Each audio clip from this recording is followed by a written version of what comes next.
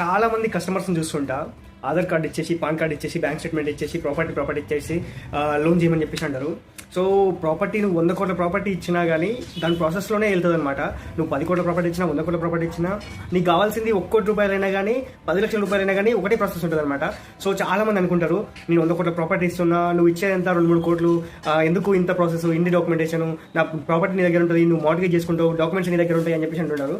So అన్నీ ఉండొచ్చు, but మనం యాజ్ పర్ ఏదైతే RBI గైడ్లైన్స్ ఇచ్చిందో, ఏదైతే ప్రాసెస్ ఇచ్చిందో దాని ప్రకారమే వెళ్ళాలి. సో లోన్కి వెళ్ళే ప్రతి కస్టమర్కి నేను ఒకటే చెప్తున్నా. సో మీరు హోమ్ లోన్కి వెళ్ళినా, పర్సనల్ లోన్కి వెళ్ళినా, మార్టిగేజ్ లోన్కి వెళ్ళినా, లోన్ ఇన్వెస్ట్ ప్రాపర్టీకి వెళ్ళినా, ఎలాంటి లోన్కి వెళ్ళినా కానీ సేల్స్ పర్పస్ అనేది ఏదైతే వస్తారో మీ దగ్గరికి ప్రతిదీ పిన్ టు పిన్ అడగండి.